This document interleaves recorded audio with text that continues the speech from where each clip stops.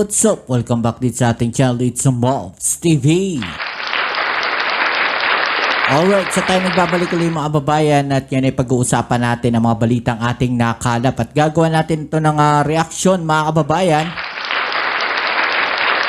At ito na nga no, sabi nga di umano ng mayorya ng mga Pilipino, naniniwalang dapat personal na humarap sa ICC si dating Presidente Duterte mga kababayan.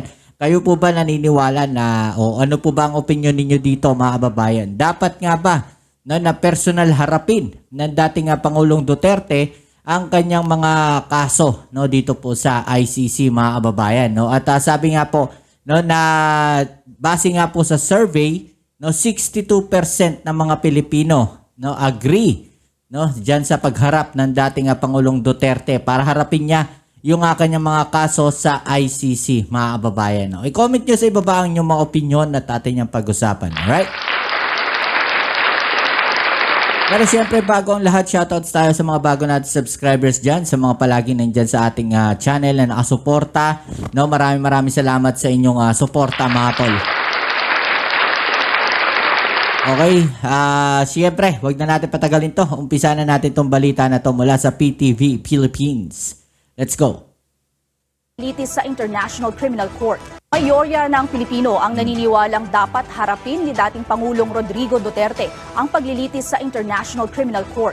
Okay, so mayorya ng mga Pilipino, mga kababayan. So hindi man lahat, no? Pero mayorya, ibig sabihin majority, mas nakararami, no, ang naniniwala na dapat harapin ng dating Pangulong Duterte ang kanyang kaso, no, dito po sa ICC o sa International Criminal Court mga tol. No, kayo po ba gusto niyo po ba 'yan, no? I-comment niyo nga diyan sa ibaba. Ano ba ang opinion niyo dito? No, kasi nung nakaraan, maalala natin anong iniharap siya nung unang-una, no, unang-unang pagharap niya sa ICC. Naka-live pa nga 'to mga tol, no. Eh hindi po siya umattend ng personal. Okay, so parang naka-video lang po siya, no, dun sa kanyang hearing na 'yon. No, kayo ba, dapat ba na humarap ang dating Pangulong Duterte, no, diyan po sa kaso niya sa ICC ng personal mga tol, no?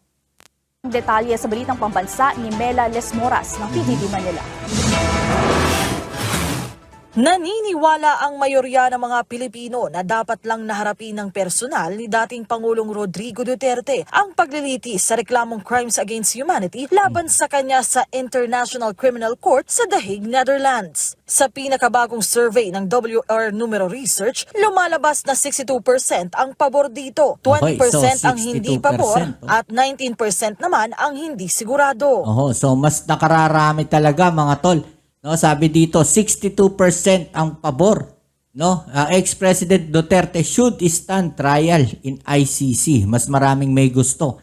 At 20%, no, yung ayaw, mga tol. So ibig ba sabihin nito na 62% ang pro-administration, 20% ang mga Duterte supporters lang o yung DDS, mga tol, at 19% yung mga kakamping, parang gano'n.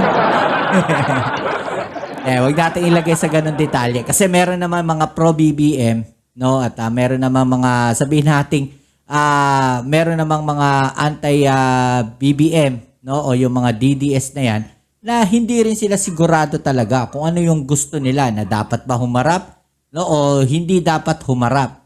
Okay? So kasi yung naniniwala yung iba na dapat humarap siya, harapin niya ng personal yung kanyang kaso habang nililitis siya. Yung iba naman kasi na parang nababahala nga yung sinasabi, mga tol, na dahil nga sa kalagayan ng dating Pangulong Duterte. No? Ano ba sa palagay ninyo?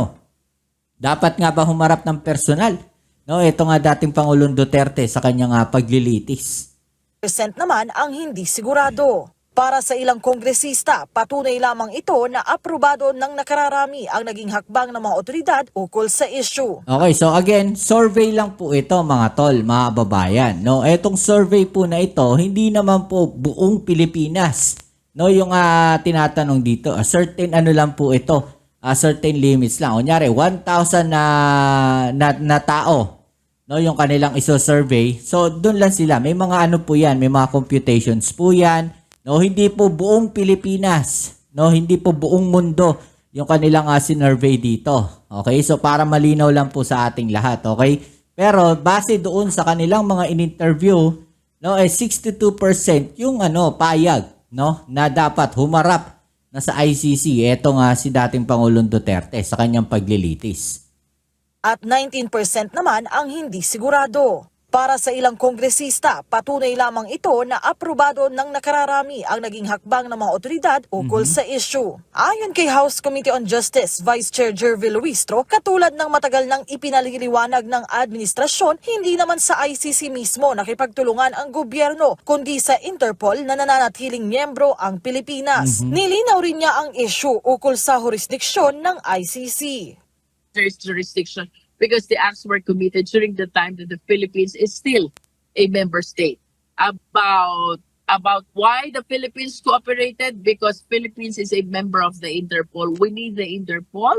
Kailangan po natin sila to protect our country, to protect us from our aggressors, because kapag ka-international na ang scope ng criminal actions, Sa ngayon, may mga lumalabas ding ulat na sa mga susunod na araw, maglalabas na rin umano ng arrest warrant ang ICC laban sa mga umano'y kasabuat ni Duterte sa kanyang madugong giyera kontra iligal na droga. Para kay House Assistant Majority Leader Zia Alonto Adjong, nasa gobyerno na ito kung paano pangangasiwaan kung sakali.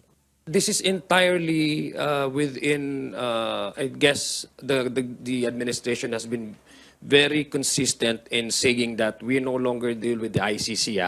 But as to the jurisdiction where the ICC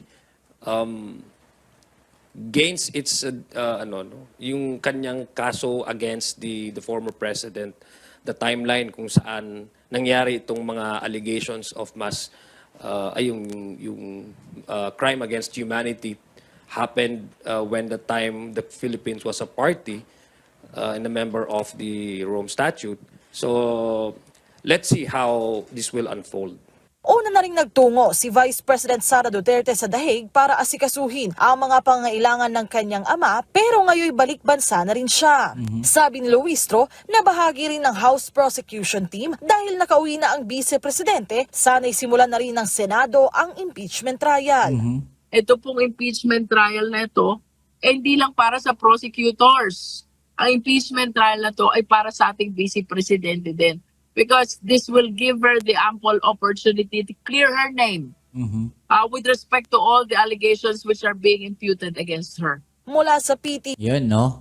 Para malinis nga yung pangalan ng ating Vice President. No, mas pinupush nila na ma-impeach nga, no, itong ating Vice Presidente Sara Duterte, no. Ito pa yung karugtong na isang balita niya, mga tol, no. Papakinggan din natin.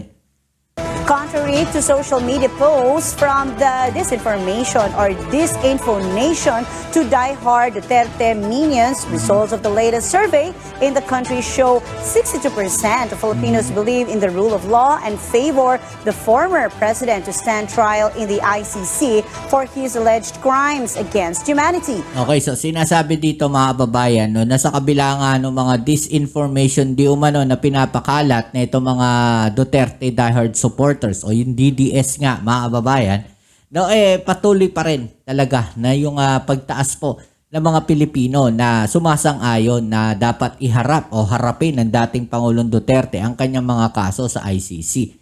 Na mapapansin natin na talagang napakaraming disinformation, no, na lumalabas, no, mula sa kabilang kampo na kung saan may mga lumang videos o may mga videos po na ini-edit. No, at marami na nga napatunayan yan, yung mga nahuhuli, ini-edit nila, sinasabi nila na ganito, na maraming supporters sa kabila, okay?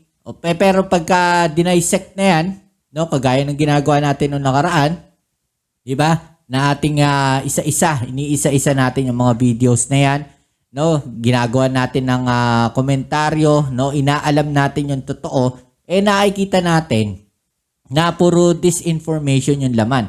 So, ibig sabihin, edited yung videos at the same time, mga kababayan, mga lumang videos na patuloy nilang ginagamit ngayon. No, pinapalabas nila na magulo sa Pilipinas. 'Di ba? Pero sino ba talaga ang mga nagpapagulo sa Pilipinas? Walang iba kundi yung mga tao na naglalabas ng mga lumang videos na mga magulo, no, nagkakagulo 'di ba? At ginagawa nilang relevant sa panahon ngayon. 'Di ba? So nalilito yung mga sambayan ng Pilipino, lalo't lalo na marami talaga sa atin, no, sa mga Pilipino, ang addict sa Facebook, 'di ba? Nanonood sila sa Facebook, 'di ba? Tapos kung ano lang yung makita nila, i-share na nila 'yan, 'di ba? So hindi man lang nila inaalam kailan pa ba itong mga videos na to. So yun yung problema diyan. Armela Rismoras hashes over the details in this report. Majority of Filipinos believe it is important for former President Rodrigo Duterte to personally face trial at the International Criminal Court in The Hague, Netherlands. Based on the latest survey of WR Numero research firm, 62% of respondents agree with this, 20% So kayo ba? disagree, and 19% are unsure. Okay, so kayo tatanungin ko mga tol, mga babayan, no, gusto nyo ba o dapat nga bang harapin ng dating Pangulong Duterte ang kanyang kaso, no, ng personal, no, diyan po sa ICC? Comment sa ibaba niyo mga opinion at atin yung pag-usapan. Alright? So yan, muli maraming salamat sa lahat ng mga patuloy na kasuporta dito sa ating channel. Kita-kits tayo sa ating next video upload. Dito muli ang inyong Kuya Mobs, it's Mobs TV. Peace. I'm out.